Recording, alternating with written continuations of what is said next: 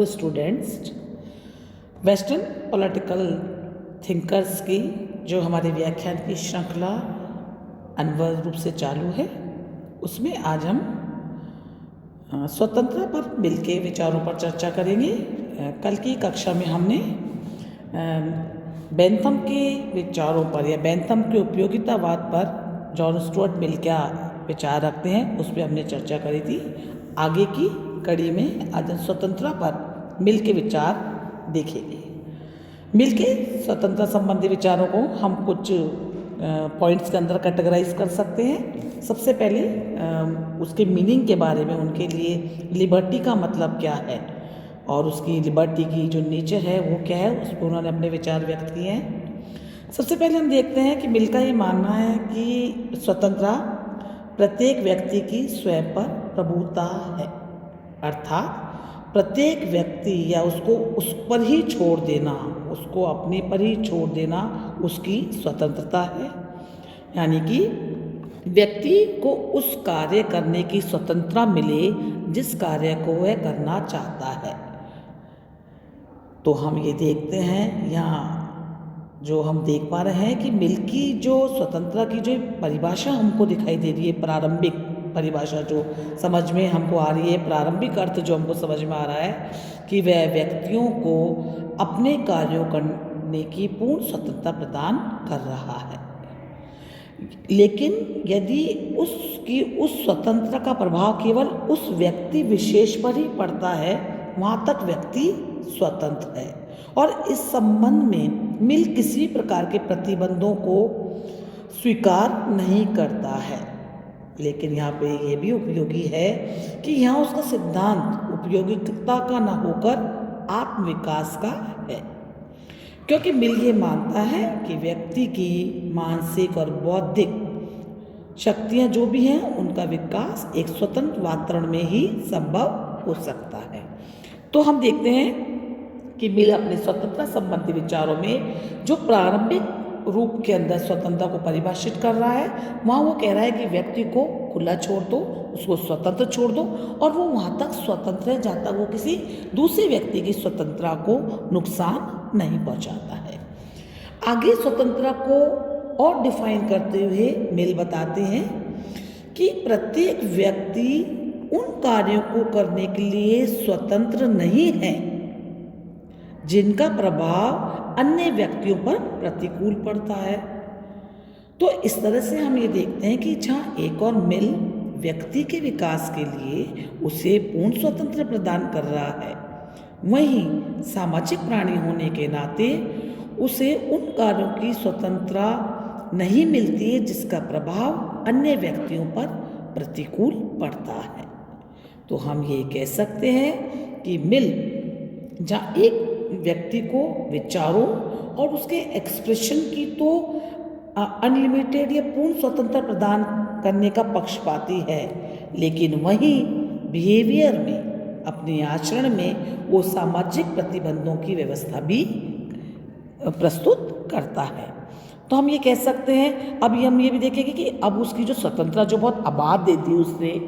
तो ऐसे कौन लोग होंगे जो इसके पात्र होंगे या किन लोगों होंगे जिनको ये स्वतंत्रता प्राप्त होगी। मिल की जो स्वतंत्रता का जो कॉन्सेप्ट है या जो उसकी जो थ्योरी है, वो केवल उन्हीं व्यक्तियों पर लागू होती है जो मेंटली, मानसिक रूप से पूर्णतः विकसित हो चुकी हों या जिनमें विवेक द्वारा कार्य करने की क्षमता हो। यहाँ मिल बच्चों, पर मस्तिष्क वालों, पिछड़ी जातियों और पागल या उन व्यक्तियों को स्वतंत्रता की श्रेणी में नहीं लेता है, क्योंकि ये लोग अपने विवेक से निर्णय नहीं ले पाते हैं और निर्णय लेने के लिए दूसरों पर आश्रित रहते हैं या इनको किसी संरक्षण की भी आवश्यकता होती है। तो हम यहाँ देख रहे हैं कि मिल का जो स्वतंत्रता का जो कॉन्सेप्ट है वो किन लोगों तक वो रेस्ट्रिक्टेड कर रहा है। दूसरी बात हम ये देखते हैं कि मिल की जो स्वतंत्रता का जो एरिया क्या होगा। अभी हमने देखा कि मिल ने स्वतंत्रता को किस तरह से परिभाषित किया, तो हमने देखा कि वो प्रारंभिक अर्थ बता रहा है, फिर वो उसका एक डीपर और सेंस बता रहा है कि कहाँ व्यक्ति की स्वतंत्रता कहाँ तक है और कहाँ जब वो दूसरे लोगों को अफेक्ट करता है, ये सोसाइटी पर उसकी किसी स्वतंत्रता का प्रतिकार आता है तो वो वहाँ पे रिस्ट्रिक्टेड उसको होना पड़ेगा। आगे वो कह रहे हैं कि जो उनकी स्वतंत्रता का या उसकी लिबर्टी का जो दायरा है वहाँ यहाँ वो उसको निश्चित कर रहा है। और वो कह रहा है कि स्वतंत्रता व्यक्ति को पूर्ण रूप से मिलनी चाहिए, एब्सोल्यूट होनी चाहिए। और ये जो स्वतंत्रता है इसमें उसके इनर कॉन्शियस में जो वो अंतःकरण की उसको पूर्ण स्वतंत्रता हो, वो अपनी बातों को अपने जो वो सोचता है वहाँ तक वो अपनी स्वतंत्रता के दायरे को वो लेकर के जाता है, जिसमें विचारों की स्वतंत्रता, अपनी कॉन्शियसनेस की स्वतंत्रता और सभी प्रकार की स्वतंत्रताएं, चाहे वो बहुत प्रयोगात्मक हो, काल्पनिक हो, वैज्ञानिक हो, धार्मिक हो, नैतिक हो, इन सभी अपने किसी भी तरह के एक्सप्रेशंस को प्रदर्शित करने की स्वतंत्रता मनुष्य को प्राप्त होनी चाहिए। उससे अपने विचारों को व्यक्त करने का भी अधिकार है। यहाँ पे उसको पब्लिकेशंस की स्वतंत्रता भी प्रदान करता है कि अपने विचारों को एक स्क्रिप्ट के रूप के अंदर भी उतार सकता है। अपनी रुचि के अनुसार जो भी इच्छा का कार्य करना चाहे उनको भी कर सकता है। यहाँ पे इसका तात्पर्य व्यवसाय की स्वतंत्रता से हम ले सकते हैं। और वो अन्य व्यक्तियों के साथ मिलकर के यानी कि ग्रुपिंग के अंदर संगठन बनाने को लेके उस रूप तक स्वतंत्र है जब तक वह दूसरों को कोई हानि नहीं पहुंचाता है। तो हम ये देखते हैं कि मिल उस सोसाइटी को में सारी वो कहता है कि जिस सोसाइटी के अंदर वो जो भी स्वतंत्रता है उपरोक्त उसने बताई है, अगर वो किसी सोसाइटी में नहीं है तो समाज का स्वरूप चाहे कैसा भी हो, वो कहता है कि किसी भी समाज के अंदर ये स्वतंत्रताएं पूर्ण रूप से होनी चाहिए, तभी वो समाज स्वतंत्र माना जाएगा। आगे हम देखते हैं कि अपनी स्वतंत्रता को जब वो निर्बाध और बहुत जिसमें कोई लिमिट नहीं है और वो व्यक्ति अपनी सोच तक अपने अंदर के भावों तक अपनी उस स्वतंत्रता को जब उसको दे रहा है, लेकिन साथ ही साथ हम ये देखते हैं कि मिल के स्वतंत्रता संबंधी जो विचार हैं वो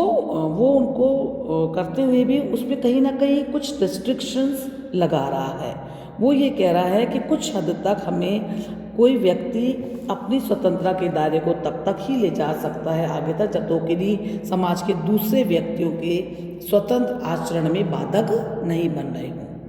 यहाँ ये भी उपयोगी है कि बेंथम के विचारों को मानते हुए या बेंथम उपयोगितावाद के मानने के बावजूद मिल की ये धारणा है कि किसी भी विचार को, किसी भी बात को हमेशा के लिए दबाया नहीं जा सकता है, क्योंकि सत्य के रूप में वो किसी न किसी रूप के अंदर बाहर निकल करके आएगा। इसलिए सोसाइटी किसी भी प्रकार की जो सोशल इंटॉलरेंस है वो किसी भी विचार को हमेशा के लिए दफन नहीं कर सकती है, बल्कि उसके विस्तार के लिए वो उसे और नवीन शक्ति प्रदान करती है। किसी भी प्रकार के रिस्ट्रिक्शन को, प्रतिबंध की नीति को मिल बौद्धिक विकास के लिए हानिकारक मानता है। यहाँ तक कहता है कि वो सत्य के अन्वेषण में भी वो कहता है कि प्रतिबंध लगाना मानता है। वो नागरिकों के विवेक, बुद्धि पर इतना ज़्यादा विश्वास करता है कि वो उनको अनिर्बाधित स्वतंत्रता देने का पक्षधर है। वह कहता है कि अगर कोई शासक या कोई व्यवस्था किसी विचार का दमन करती है या उन पर कोई प्रतिबंध लगाती है या किसी जनमत को कुचलने का प्रयास करती है तो वह एक अच्छी शासन व्यवस्था नहीं है। यहाँ पे मिल व्यक्ति के स्वतंत्रता के संबंध में व्यक्ति के कार्यों को भी दो भागों में बांट रहा है। वह कह रहा है कि कुछ कार्य स्व विषयक होते हैं लेकिन कुछ कार्य पर विषयक भी है। यहाँ स्व विषय कार्य, सेल्फ रिकॉर्डिंग कार्य वो हैं कि व्यक्ति विशेष पर ही अपने तक ही उसकी प्रभाव रहता है, और लेकिन जो ही किसी व्यक्ति के स्वतंत्रता का या उसके किसी आचरण का प्रभाव दूसरों पर प्रतिकूल पड़ेगा तो यहाँ पर वो परविषयक क्षेत्रों में या अदर रिगार्डिंग क्षेत्रों के अंदर आ जाता है। और यहाँ पर सोसाइटी को प्रतिबंध लगाने का अधिकार है, और ये समाज का कर्तव्य भी है कि यदि कोई व्यक्ति इस प्रकार का आचरण कर रहा है कि वह दूसरों के व्यवहार को या दूसरों की स्वतंत्रता को प्रभावित करता है तो उस पर नियंत्रण स्वाभाविक है। एक और पॉइंट मिल के स्वतंत्रता संबंधी विचारों के अंदर बहुत उपयोगी है कि वो राज्य को न्यूनतम हस्तक्षेप का पक्षपाती है। मिल का ये मानना है कि यदि राज्य और समाज जितना व्यक्ति के व्यक्तिगत कार्यों में कम से कम हस्तक्षेप करेंगे तभी वो व्यक्ति को ज़्यादा से ज़्यादा सुख दे सकेंगे, क्योंकि सरकारों का काम है कि वह व्यक्तियों के सुखों की राह में उनका मार्ग प्रशस्त करे, उनको नवीन सुख प्रदान करने का प्रयास करे और उनके व्यक्तिगत जीवन में, उनके व्यक्तिगत कार्यों में कम से कम हस्तक्षेप करें। तो इस प्रकार हम देखते हैं कि मिल के जो स्वतंत्रता संबंधी विचार हैं वो बहुत इम्पोर्टेंट हैं और वो अपने विचारों के अंदर बहुत आगे तक अपने स्वतंत्रता संबंधी विचारों के कारण ही मिल की पहचान है। वो व्यक्तियों को ज़्यादा से ज़्यादा स्वतंत्रता प्रदान कर रहा है और वो यहाँ ये भी कह रहा है कि जो समाज या जो शासन व्यवस्था, चाहे वो प्रतिनिधि शासन व्यवस्था हो या लोकप्रिय शासन व्यवस्था, अगर वो व्यक्ति की स्वतंत्रता पे बाधक बनती है तो वो व्यवस्था उचित नहीं की जा सकती है। धन्यवाद।